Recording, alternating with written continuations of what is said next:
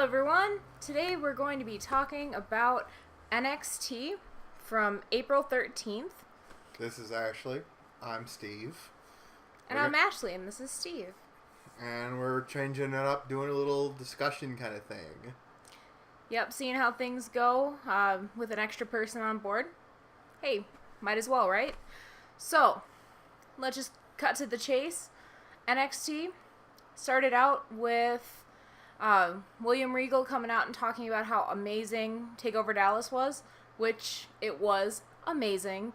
Again, in my previous video, I stated, if you haven't seen it, please do yourself a favor and go ahead and watch it as soon as possible, and I still stand by that statement. Kind of weird, though, is like, you also brought up, like, you know, all the matches you see. Here are all these matches you're going to see. It's going to be great. And it was, I don't know, it was just weird. Like, you'd expect a graphic or something, like their faces to pop up. But it was just him, just talking. Mm-hmm. So just chatting out with William Regal. I watched that show on the network, just hanging out with William Regal. Yes. Sounds like a fun time. It's like an ASRM thing where you're like on a date with William Regal and he just talks about stuff. Yeah. All that small talk, big talk. Maybe even slurping some noodles. God, that's good. That's good. Just like dinner. Quality stuff. Yes. If you're watching, Vince. $1 million idea. Alright, now enough joking around. Gonna talk about the first match we saw, which was Austin Aries versus Angelo Dawkins. Some good technical stuff. A lot of holds. Really great match overall. I really enjoyed it. It was a great opening. Even though it was a bit short, still great opening. I think all of them were a little short because, I mean, were there like 6 matches in the one? There were a lot of matches. Yeah, it's because it was at Axis on Saturday before WrestleMania when this was all taped.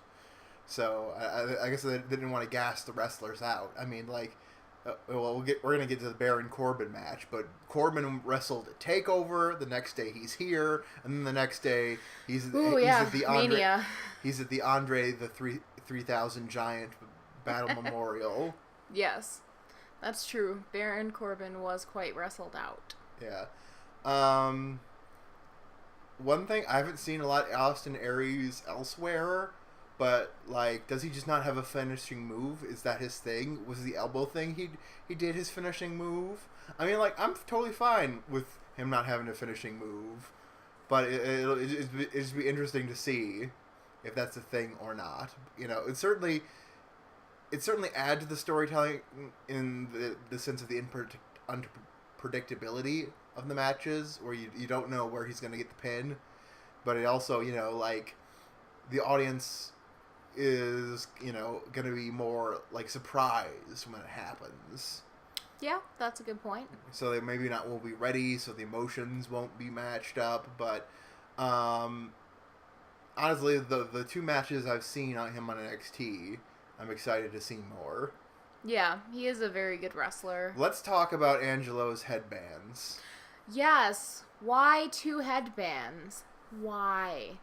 I think it maybe... And was he stirring pudding? It looked like he was stirring pudding. I thought it was that he was rubbing jam on a sandwich. It did. It looked like rubbing jam on a sandwich. Maybe he's supposed to be going... $dollars. Yeah, like he's making it rain. But I don't think he was making it rain because there was no contact between the bottom hand and the top hand. He was just doing this. Maybe this is because his stack was so fat. Oh, it never got to the bottom. Started at the top. It just never got to the bottom. There's just too much cash. That makes sense. Okay. It's a why very large stack. And that's why he has two headbands, because he can afford it. Oh. His character is unraveling. Yeah. So that was a fun match. Yes, overall, very fun. And some fun things came out of it on our end, I guess. Next match, Alexa Bliss versus Tessa Blanchard. I'll be honest, there was a lot of talk about Tessa Blanchard and how she comes from a wrestling family. I was not familiar with her father. Apparently he was one of the 4 horsemen. So I feel kind of bad. I feel like I need to brush up on my history there. But clearly she, at least for right now, she exists to be squashed more so than anything else. But she still did a pretty good job. I still would categorize it as a meh match. And there was a lot of hair pulling. That kind of got to me. It's like women's matches, let's cut back on the hair pulling. The best parts of that match were the non-wrestling parts. And namely, Alexa's like heel work, like her crazy eyes. Yeah, where yeah. She's like going in for the choke, or she's a like, great actress. Telling the crowd to shut up during the NXT chant. Yeah. Those are good bits. From everything I've seen, her offense needs some work, but it's NXT. It's developmental. That's what it's here for. Very true. All right. Next, we had Johnny Gargano and Tommaso Ciampa versus the Vaudevillains. And there was a really great pace going on in this match. I really enjoyed it. And that kept it really exciting. You know, few holds here, a few hard hits there. There was a real good ratio of what was going on. And it ended with Simon tapping to Ciampa's arm bar, and you know, it was a pretty good end to the match. Especially, aren't the Vaudevillains moving up? Yeah, they're well, see, that's actually more confusing to me because it seems the NXT thing is that you lose and then you go on. You know, when you go up to the main roster, you lose first. But that's we're gonna get to. That's not always the case, apparently. And it also, you know, Corey and Tom are talking up the whole time. They're talking about the tournament right now, tag team tournament right now. That's on Raw and SmackDown, and it's like, oh well, if Ciampa and Gargano can beat the Vaudevillains, then are Ciampa and Gargano be able to beat all these other tag teams that are, you know, already on the main roster? It was just a weird kind of choice. I mean, maybe they didn't know they were being called up, but I don't know. I just think it was kind of puzzling, and I hope this isn't a sign of what things are to come with the Vaudevillains' momentum. Those are all very good points. Next match we have Tucker Knight versus Baron Corbin, and that was a very short match, but it was really good. I liked it. Corbin was really dominating throughout, but it really showed how much Tucker has strength-wise, because he was able to pull off quite a few powerful moves, and I've mentioned in a previous video how in love with his dropkick I was, and I still am. His dropkick as a 300-pound dude is just amazing. I love it, and I hope he continues to wrestle even more and use that dropkick to his advantage, because he just rules at the dropkick. But of course, the end of days came from Baron Corbin, and that beat Tucker Knight. So that was that. So yeah, Corbin's the only one with a win leaving NXT, which is kind of weird. But you know, maybe that's a sign that he has more forward momentum up the roster, especially since he won the Andre the Giant 3000 Memorial Battle. Also, those are just big boys. Seeing him, Tucker Knight's a big boy and Corbin's a big boy, and just two big boys going at it. That's what we're all here for, really. That is truly, at the end of the day, all we're here for is those big boys just going at it. Yeah. Bayley versus Liv Morgan is next. Woo! Wacky! Wacky, waving inflatable arm flailing tube people. So, I did notice that Liv Morgan had some pretty good moves. And they were both super high energy. Obviously, Bayley was. But Liv Morgan was pulling it off pretty well, too. She was keeping up with the pace real well. I enjoyed her moves. and I'm excited to see where she goes in the future because I think she has some potential with women's wrestling in the WWE. Of course, Bayley won, and at the end she gave this little speech about her loss to Asuka, and that was really interesting to see. My favorite quote from it was when she said, "A true champion is not measured by how many times they get knocked down, but how many times they get back up." But yeah, I like that quote. And the wrestling was great too. I'm glad they didn't do anything stupid like turn her heel immediately after losing the title. That would have been terrible. I think that her keeping her moment, even though she lost the title, she's keeping her attitude, and I think that that's just going to get her more over with people. Bayley makes for a really great face, and I don't want them to lose that anytime soon. Watch, she's going to get kicked up and then to the main roster and then become part of the Wyatt family. We found Sister Abigail and she loves hugs. That, I like it. This is canon now. Please no. And finally, our main event of the night was Shinsuke versus the Perfect 10, Ty Dillinger. I do not appreciate your air quotes there.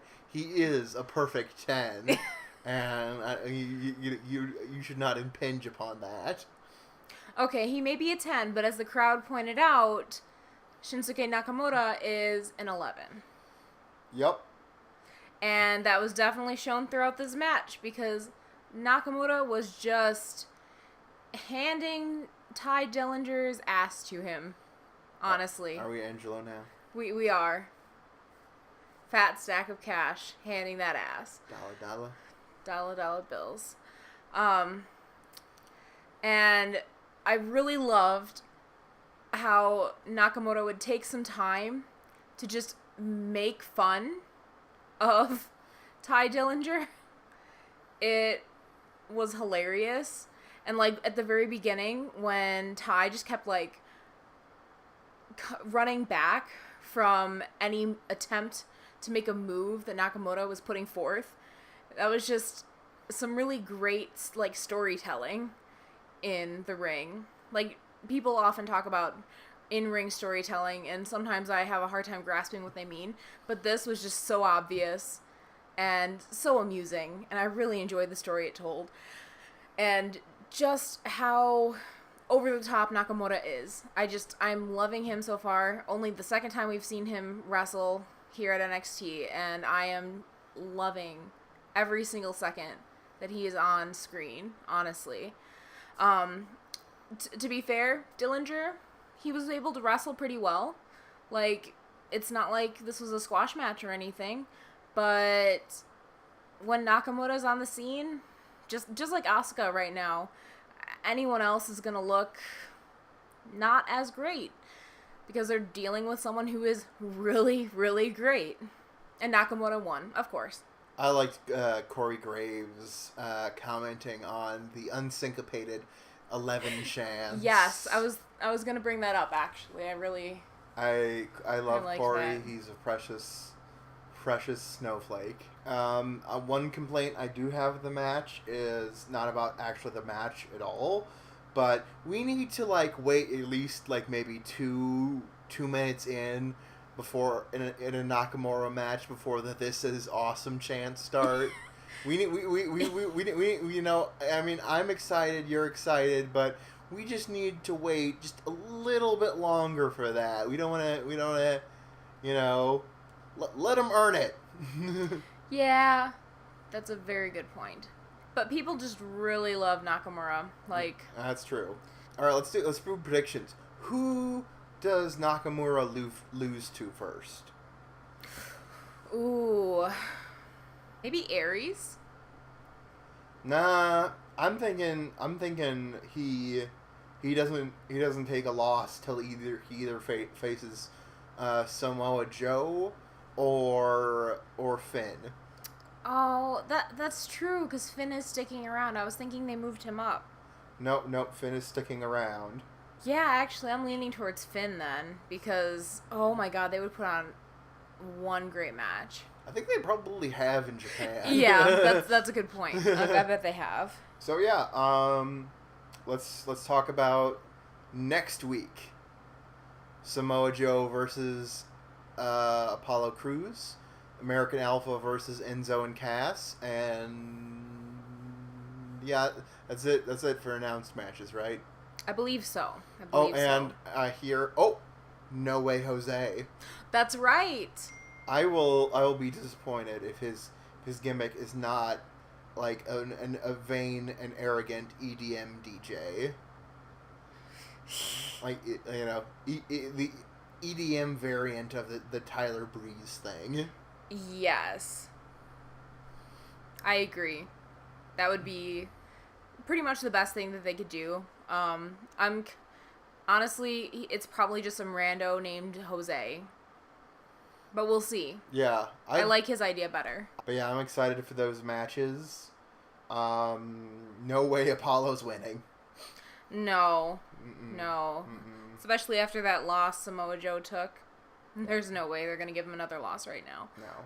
All right. Thank you guys so much for watching. Be sure to like and subscribe.